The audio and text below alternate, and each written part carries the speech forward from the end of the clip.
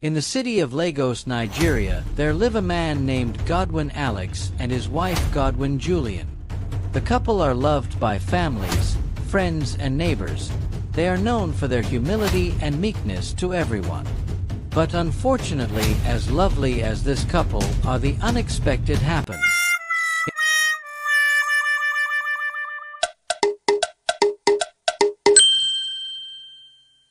Love is strange. It defies logic, blurs lines, and sometimes leads us to places we never imagined. My name is Alex, and I have a confession. I'm in love with my wife's baby doll.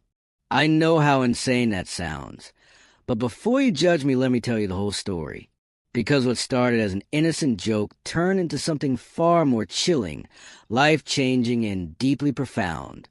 It all began when my wife, Julian, brought home an old porcelain baby doll. She had found it at an antique shop downtown and was immediately captivated by it. The doll had strikingly lifelike blue eyes, soft golden curls, and a delicate white dress with tiny lace details. Isn't she beautiful, Alex? I chuckled. It's a little creepy, don't you think? She gave me a playful glare. Oh, come on. She's charming. Her name is Emily. I feel like she belongs here. I didn't argue.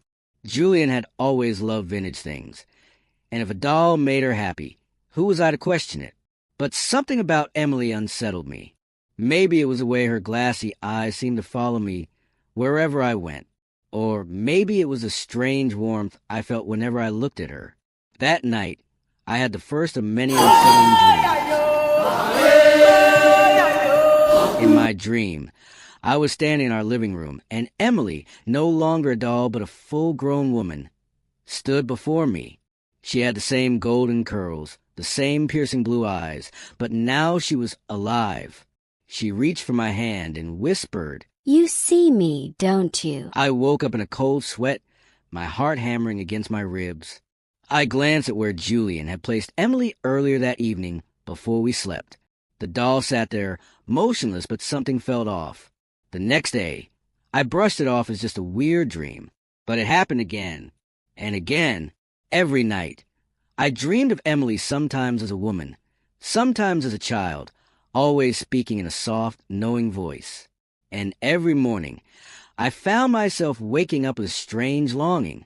I couldn't deny it anymore. I was drawn to her. I started spending more time with the doll. It was subtle at first. I'd glance at her longer than necessary. Then I'd find myself adjusting her dress, brushing off imaginary dust, ensuring she was positioned just right. Julian noticed. "Alex, why do I always find you staring at Emily?" She asked one evening. I laughed nervously. What? No, I don't know. She's interesting, I guess. Julian frowned but let it go. But I didn't. My obsession grew.